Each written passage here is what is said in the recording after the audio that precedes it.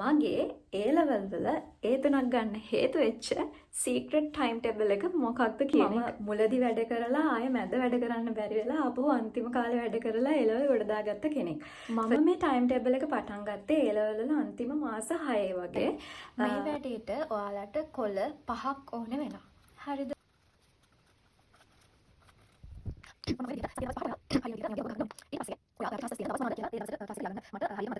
මේක A level කරන්න කියන්නේ මහා ලොකු දෙයක් නෙවෙයි. ඒකට පුළුවන්මයි කියන්නේ.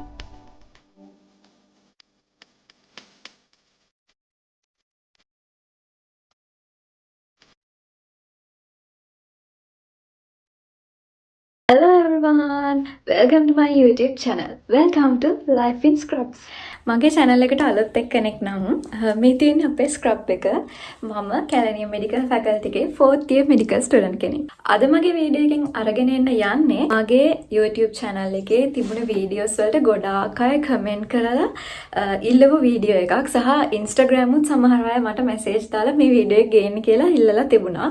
අද මම අරගෙන එන්න යන්නේ මගේ A level වල A තුනක් ගන්න හේතු වෙච්ච secret timetable එක මොකක්ද කියන එක. මගේ කලින් වීඩියෝ එකත් මම කියලා තියෙනවා මගේ A level ජීවිතේ මම මුලදී වැඩ කරලා ආයෙ මැද වැඩ කරන්න බැරි වෙලා ආපහු අන්තිම කාලේ වැඩ කරලා A level ගොඩ දාගත්ත කෙනෙක්. ඒෂයිම මට A තුනක් ගන්න පුළුවන් වුණා ඒ විදිහට වැඩ කරලා වුණත්.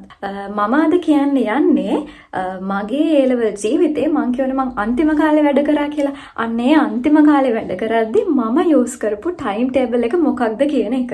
මම මේ ටයිම් ටේබල් එක පටන් ගත්තේ A level වල අන්තිම මාස 6 වගේ. මට අන්තිම මාස 6 විතර තමයි තේරුනේ දැන් මෙන්න මේ විදිහට නම් වැඩ කරලා හම්බෙන්නේ නැහැ. මම පොඩ්ඩක් බැහැලා වැඩ පටන් ගන්න ඕනේ කියලා. එන්න එහෙම හිතලා වැඩ පටන් ගන්න හිතාගෙන තමයි මම මේ ටයිම් ටේබල් එක හැදුවේ. මං කියන්නේ මේ ටයිම් ටේබල් එක මං අකුරක් නැර එකම විදිහට හරියටම කරා කියලා බ්‍රේක් අවුට් වෙච්ච දවස් තිබ්බා මට වැඩ කරන්න බැරි වෙච්ච දවස් තිබ්බා ඒ විදිහට වැඩ පටන් ගත්තා. හැබැයි මං ගොඩක් දවස් වලට කොහොම හරි මේ ටයිම් ටේබල් එකට විදිහට වැඩ කරලා තමයි මගේ අන්තිම කාලේ කොහොම හරි වැඩ ටික කරගෙන ඒ ටික ගොඩ දාගත්තේ. වැඩි කතා කරන්නේ නැතුව කෙලින්ම බහෙමු මොකද්ද මගේ මේ සීක්‍රට් ටයිම් ටේබල් එක කියලා බලන්න. හරි. මේ වැඩේට ඔයාලට කොළ 5ක් ඕන වෙනවා. මම පළවෙනියටම කියන්න යන්නේ මගේ A level වල අන්තිම මාස 6 මම සතිය වැඩ ටික කොහොමද බෙදාගත්තේ කියන එක ගැන. ඉස්සෙල්ලාම ඔයාලට තියෙන ක්ලාසස් ටික ඔයාලා ලියා ගන්න ඕනේ.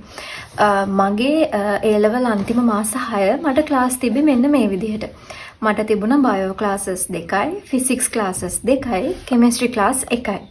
ඊට පස්සේ ඔයා මොකද කරන්න ඕනේ? ඔයාගේ සතිය දවස් 7ට මෙන්න මේ වගේ චූටි වගුවක් ගහගන්න ඕනේ.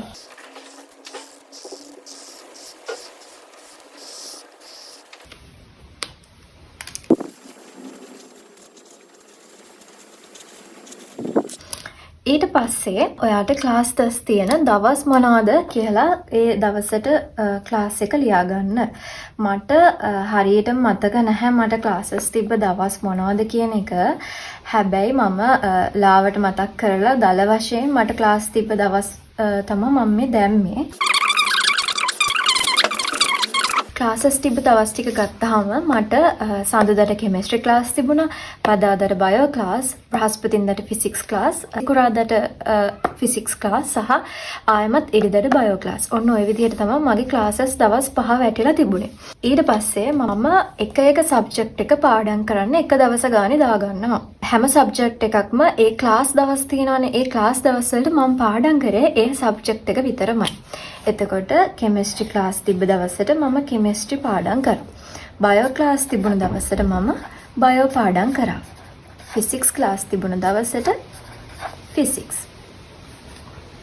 ආයමත් බයෝ ක්ලාස් තිබ්බ දවසට බයෝ.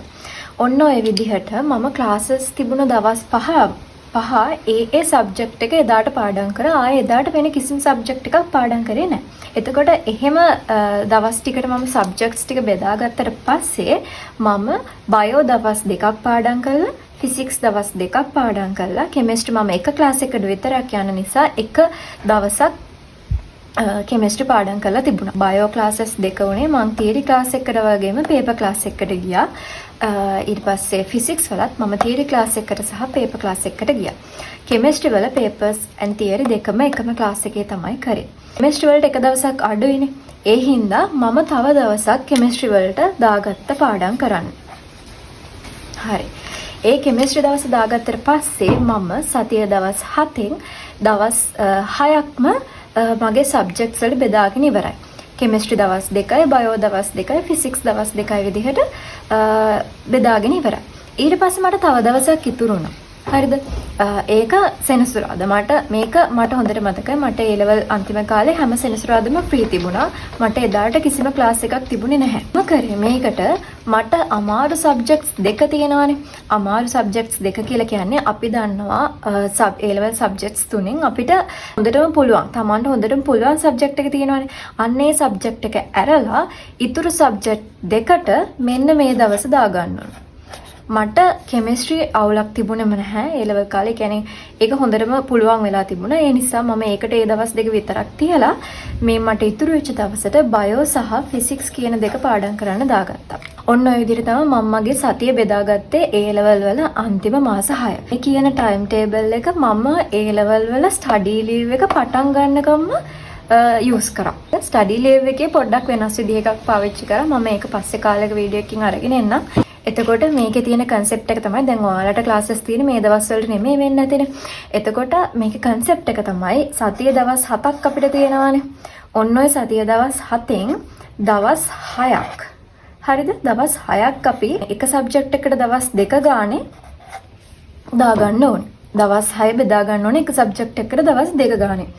ඒක ලේසි සබ්ජෙක්ට් එකද අමාරු සබ්ජෙක්ට් එකද අදාළ නැහැ. මේ දවස් බෙදා ගන්නකොට මතක ඇතුව මොකක් හරි සබ්ජෙක්ට් එක ක්ලාස් එකක් තියෙනවා නම් ඒ ක්ලාස් එක දවසට ඒ සබ්ජෙක්ට් එක දාගන්න. එතකොට ඒක හරිම ලේසි. එදා ක්ලාස් එකේ කරපු වැඩ ටිකයි ඒකේ දුන්න හෝම්වර්ක්ස් හැමදේම ඉවර කරන්න පුළුවන් ඒ විදිහට. ඒ නිසා එහෙම දාගන්න මතක තියාගන්න. ඊට පස්සේ ඉතුරු වෙන දවසක් අපිට තියෙනවනේ ලේසි පොඩ්ඩක් හරි නැත්තම් හොඳටම හරි පුළුවන් සබ්ජෙක්ට් එක අයින් කරලා අනෙක් සබ්ජෙක්ට්ස් දෙකට දා ගන්නවා. අර ඉතුරු වෙන දවස. ඉතුරු දවස් 6 අපි සමාන දවස් දෙක ගානේ සබ්ජෙක්ට්ස් තුනට බෙදා ගන්නවා. ඔන්න ඔය විදිහට තමයි මම මගේ සතිය බෙදාගත්තේ වැඩ කරන්න මගේ A level කාලේ. A level අන්තිම කාලේ. ඔන්න මගේ පළවෙනි කොලේ ඉවරයි. ඊළඟට අපිට තව කොල 3ක් ඕන වෙනවා.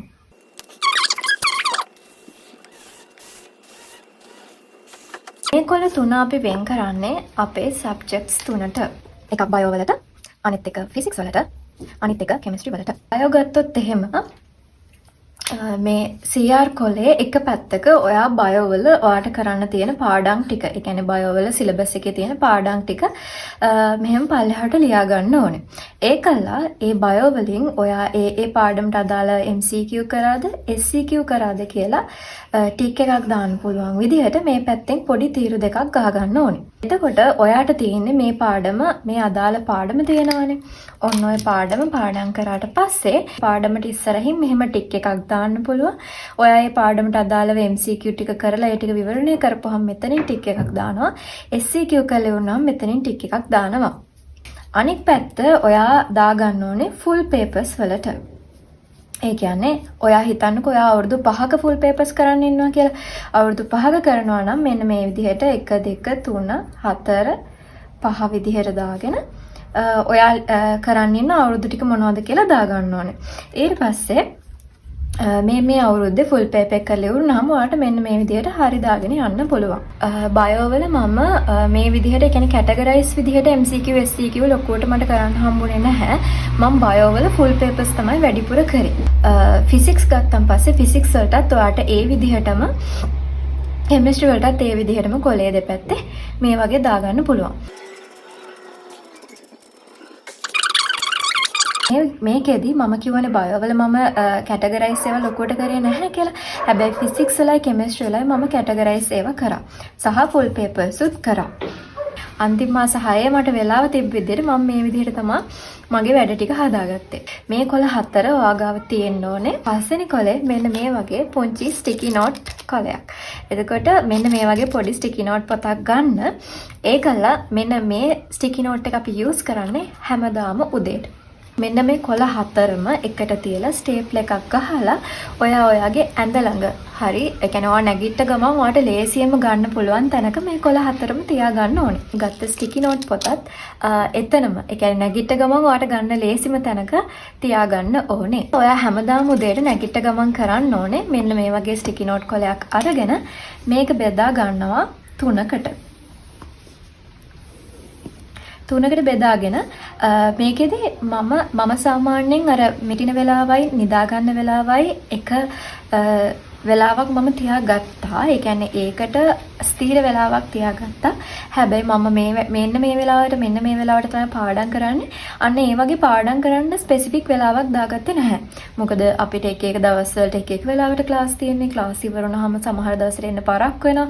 ඒ නිසා ටයිම් එක දාගෙන ටයිම් ටේබල් එකක් හදාගන්න මට එච්චර පුළුවන්කමක් තිබුණෙත් නැහැ සහ ඒ විදිහ මට අමාරු වුණා. මේකෙදි ඔයා හිතන්නකෝ ඔයා හැමදාම උදේ 6ට නැගිටලා 12ට නිදා ගන්නවා කියලා. ඔයා 6ට නැගිටලා 12ට නිදා ගන්නවා. එතකොට මම සාමාන්‍යයෙන් 6ට නැගිට ගමන් බ්‍රෙක්ෆාස්ට් එක ගන්නවා. 6ට නැගිටිනවා නම් නැගිට ගමන් බ්‍රෙක්ෆාස්ට් එක ගන්නවා. එතකොට මේ තියෙනවා වගේ බ්‍රෙක්ෆාස්ට් එක. ඊට පස්සේ මේ තියෙනවා වගේ ලන්ච් එක, මේ තියෙනවා වගේ ඩිනර් එක. එතකොට අපි හිතමු ඔයා ලන්ච් ගන්න 12ට කියලා. ඩිනර් ගන්නේ රෑ 8ට කියලා හිතමු. එතකොට දැන් මේ කොලේ කොටස් තුනකට බෙදලානේ තියෙන්නේ. ඒ කියන්නේ බ්‍රෙක්ෆාස්ට් එකේ ඉඳන් ලන්ච් එක වෙනකන් එක සෙෂන් එකක්. ලන්ච් එකේ ඉඳලා ඩිනර් එක වෙනකන් තව සෙෂන් එකක්. ඩිනර් එකේ ඉඳලා නිදා ගන්නකම් තව සෙෂන් එකක්. මෙන්න මේ සෙෂන්ස් තුනට ඔයාට කරන්න තියෙන වැඩ ටික දාගන්න ඕනේ. මං කියන්නේ මෙන්න මේ වෙලේ ඔයා උදේ නැගිට ගමන් කරන්න ඕනේ. එතකොට ඔයා බ්‍රෙක්ෆාස්ට් එකේ ඉඳන් ලන්ච් එක වෙනකන් කරන්නේ වැඩ දෙකක් හිතන් ඉන්නවනම් ඒ වැඩ දෙක ලියා ගන්නවා. ඊට පස්සේ ලන්ච් එකේ ඉඳන් ඩිනර් එක වෙනකන් ආපහු ඔයා කරන්න හිතන් ඉන්න මොනවා හරි වැඩ දෙකක්. ඊට පස්සේ ඔයා ඩිනර් එකේ ඉඳන් ස්ලීප් එක වෙනකන් තව වැඩ දෙකක් දාගන්න ඕනේ. දෙකක් හරි තුනක් හරි ඔයාට කරන්න පුළුවන් ප්‍රමාණයක්. මේකෙදි අනිවාර්යයෙන්ම කරන්න පුළුවන් ප්‍රමාණයක් දාගන්න. කරන්න බැරි තරම් වැඩ ගොඩක් දාගෙන මේ වැඩේ හරියන්නේ නැහැ මේවා හරියන්නේ නැහැ කියලා හැමදේම අතහැරලා දාන්න යන්න එපා. ඒ වැඩේ ඉවර වෙනකොට මෙන්න මේ විදිහට ටික් එකක් දාන්න. එතකොට මෙන්න මේ ස්ටිකි නෝට් එක ඔයාගේ මේස ඉස්සරහා හරි ඔයාට ඊසිලි ඇක්සස් තියෙන එක ඔයාගේ පෙන්සිල් කේස් එක ඇතුලේ හරි මේ ස්ටිකි නෝට් එක ගලවලා ඔයා ඒක දාගන්න ඕනේ. තේරුණාද? ඔය කියන කොළ ටික තමයි මම කියපු කොළ පහ. සතිය වැඩ ටික බෙදාගත්ත එක කොළයයි, බයෝ වලට කොළයයි, ෆිසික්ස් වලට කොළයයි, කෙමිස්ට්‍රි වලට කොළයයි. ඔයා මැත්ස් කරන කෙනෙක් නම් ඔයා මැත්ස් වලටත් මෙන්න මේ විදිහටම ඔයාට හදාගන්න පුළුවන්. ඊට පස්සේ මෙන්න මේ කියන පුංචි ස්ටිකි නෝට් එක ඔයා හැමදාම උදේ නැගිට ගමන් ඔයාගේ to do list එක දාගන්න ඕනේ. එතකොට මෙන්න මේ කියන කොළ පහ තමයි මගේ A level කාලේ අන්තිම දවස් ටිකේ කියන්නේ අන්තිම මාස 6 මාව ගොඩ දැම්මේ. ඉතින් මම හිතනවා මේක ගොඩක් අයට වැදගත් වෙයි කියලා. try කරලා බලලා හරි ගියොත් එහෙමයි වැරදුනොත් එහෙමයි පොඩ්ඩක් try කරලා බලන්න. ඉතින් අපිට කරන්න බෑයි කියලා දෙයක් නැහැ. ජීවිතේ කිසිම දවසක බෑ කියන දේ හිතන්නවත් එපා. මම මගේ කලින් වීඩියෝ එකෙත් කිව්වා කීයටවත් ඊළඟ ෂයි එකක් ගැන හිතන්නවත් එපා. ඔයාගේ ටාගට් එක මතක තියාගන්න. මේ ඉන්නේ ඔයා, මේ තියෙන ඔයාගේ ටාගට් එක මෙන්න මෙතන ඉඳන් මෙතෙන්ට යන්න ඕනවා. එච්චරයි ඔයා මේ කාලේ හිතන්න ඕන. වෙන කිසිම දෙයක් හිතන්න එපා.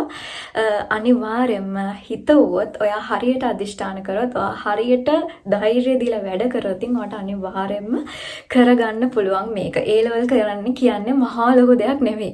A level කරන්නේත් ඔයාගේ වයසම ඔයත් එක්කම වැඩ කරන A level ළමයෙක්. ඒ කියන්නේ A level වලින් ලොකු රිසල්ට්ස් දාලා හොඳට පාස් වෙලා යාළගේ ටාගට් වලට යන්නෙත් ඔයා වගේම තව ළමෙක්. ඉතින් ඔයාට හිතුවතයි කරන්න බැරි.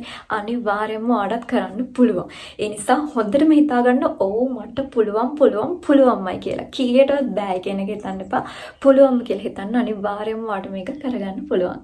ඉතින් ඔයාලට මේ වීඩියෝ එක වැදගත් කියලා හිතුණා නම් ඒ වගේම මේ වීඩියෝ එක ඔයාලට තව වැදගත් වෙයි කියලා හිතන කාට හරි ෂෙයා කරන්න, ලයික් එකක් දාන්න. ඒ වගේම ඔයාලට ඕනේ ඔයාලට මේ වීඩියෝ එක ගැන හිතච්ච දේවල් වගේම ඔයාලට මේ වීඩියෝ සීරීස් එකේ තව ඕනේ මොන වගේ වීඩියෝස්ද කියලා පල්ලෙහින් කමෙන්ට් එකක් දාන්න අමතක කරන්න එපා. ඉතින් එහෙනම් ළඟදිම තවත් මේ වගේ වීඩියෝ එකකින් ලස්සන වීඩියෝ එකකින් මම හම් වෙන්නම්. Bye bye. Stay happy.